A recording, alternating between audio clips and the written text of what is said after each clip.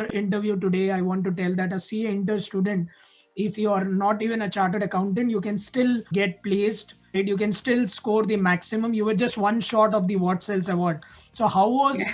the journey from CA inter to US CPA? So it was like I moved to US in 2018. At that time, I had not cleared my CA final, and I couldn't work in US because I did not had a valid work authorization, and I was in a dilemma whether I should continue my studies in US or do CA final in India. So I think I tried one more time to write the CA final, but I did not clear. And at that time, I decided I should detour my career. I should choose something else which is valid in US, which has more of a global recognition. That's how I decided to do CPA and found like Simanda's post on Quora that okay, CA interns can do CPA, and that's how I contacted Simandar Education. And a big achievement in this particular case is being a CA inter, Anju, not being a chartered accountant. So did you find that as a struggle in your CPA journey? How was it like when you were pursuing your CPA? So was it like, were you fearful that, hey, I'm not a chartered accountant, I failed in CA, so there are fair chances that I might not clear CPA also? What were those fears and how did you overcome that fear? Because today, a lot of the CA students who are watching this video, the only thing which goes up in their mind is they have, I mean, for a lot of them, chartered accountancy is an emotion. It's not just a degree for them. It's just not to clear and all. That's just an emotion. That's a kind of society thing, a prestige and a respect and a recognition. Leaving such an important part and coming to a completely new examination is not at all easy thing for a chartered accountancy candidate. So CA students, now when they're leaving the CA exam and going to CPA, what were those challenges and what were the fears for you? So did you had that the same thing here, if I will fail in this also? How did you overcome that? I never had a thought like you should be CA to do your CPA. Rather, I felt like I must do CPA because I'm leaving CA and I'm taking a D2 and I should prove myself that I'm not bad because I didn't complete my CA. So I never had that thought like you should complete CA to do CPA or only CAs can do CPA. I never think of that, and I learned people are thinking like that from you. Like people are thinking, oh, you should be CA to do CPA. It's not like that. There is some similarity in the syllabus, but I think it's more easy to study the CPA thing than the CA. Yeah. There are 50 states and the requirements for the 50 states are different. So it's not something that we can do alone, like which state would suit my credits. I think now NIS has a particular thing for that, like they have that some, like we can tell them to select the state for us.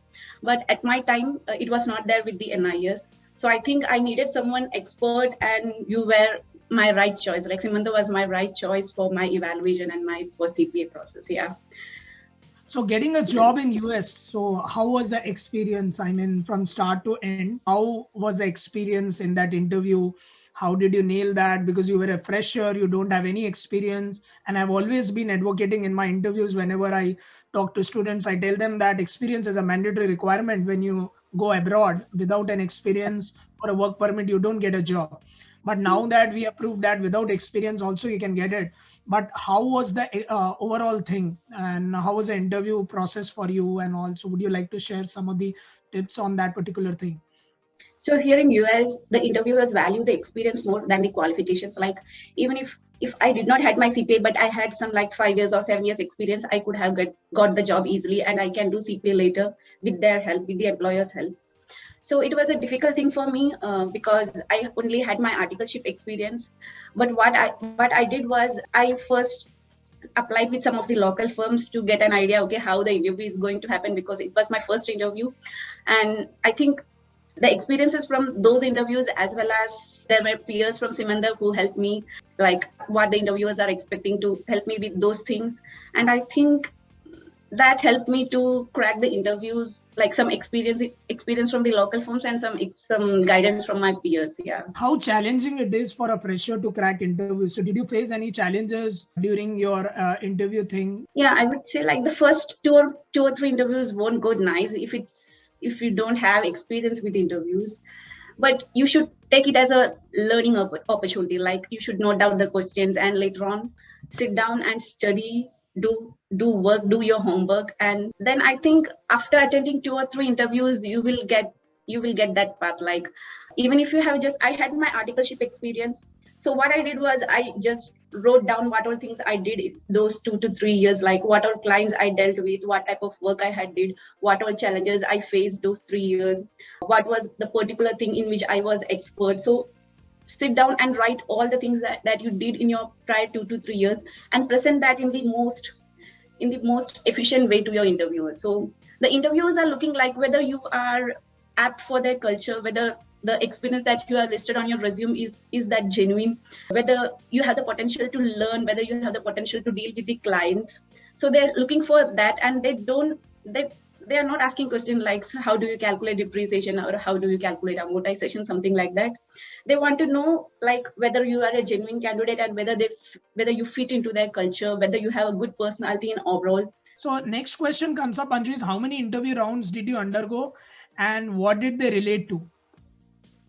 So first there will be a screening from the HR. It would be a phone screening, and then there would be a technical round with the direct reporting manager, and then a technical round or a casual round with the partner. So most probably there were 3 rounds in almost all interviews. Yeah. Important thing is about Anju is she had a valid work permit, because right. So we wanted to tell that whenever we are posting in all our social media platforms, that it is not that we have placed her and we have arranged her interviews and all. It's also one of the important aspect is the visa work permit, because a lot of the times people tend to misunderstand, okay, we can directly go from India to US. As always, I've been honest in my interviews and in my videos. Every time I've been telling that a valid work permit is very important.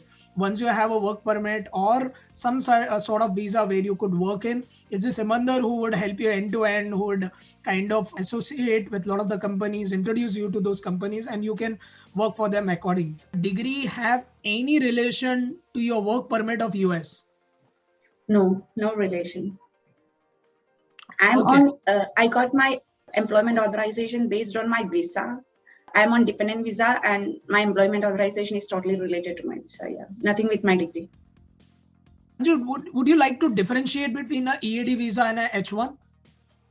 So H1B is a work permit that it's employer specific. Like if my employer sponsors, if for example, BDO is sponsoring me H1B, I can work only with BDO and I cannot work for any other employer.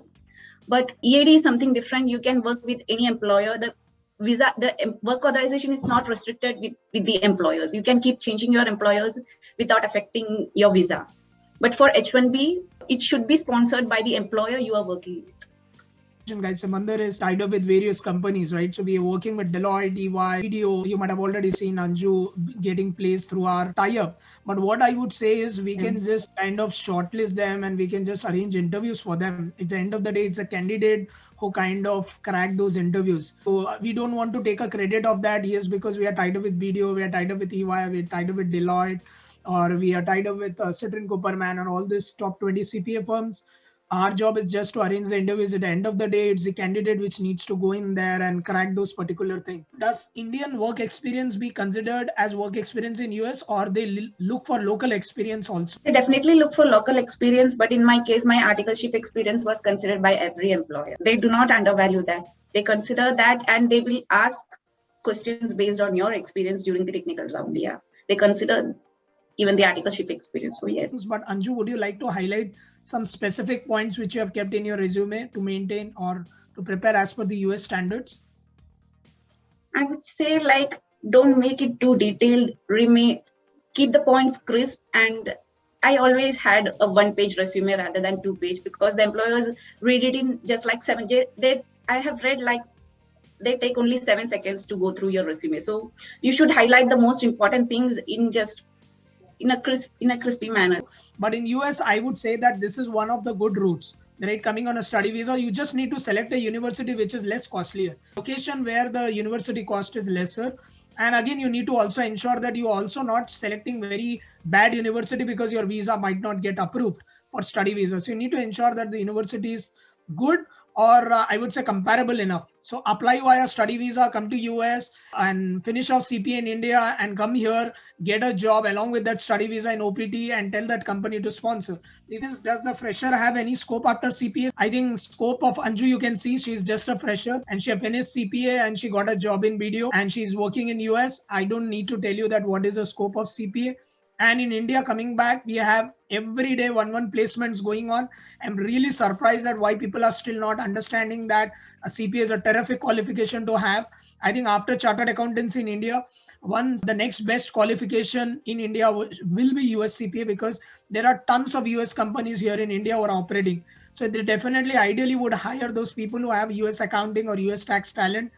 And I have been telling that to many candidates: you register with Samandar, or you do on your own, or you register with any other institute, but please do CPA. Yes. What is the minimum salary of a CPA as a fresher? Anju got placed in US, so typically the salaries were a certain thing which we typically like to be very confidential on. But since that you have asked, the normal average salary I would say in US ranges from 65 to 75,000. So that is in dollars. So when I convert that into INR, it would come around 45 to 50 lakhs the rupees. That would be the average salary for a CPA in US. In India, definitely the average salary of a CPA would be 7 to 8 lakhs, 8.5. And I think that is the salaries we have seen. That's the average salary of a fresher if he starts off in India, right? So that's the starting point.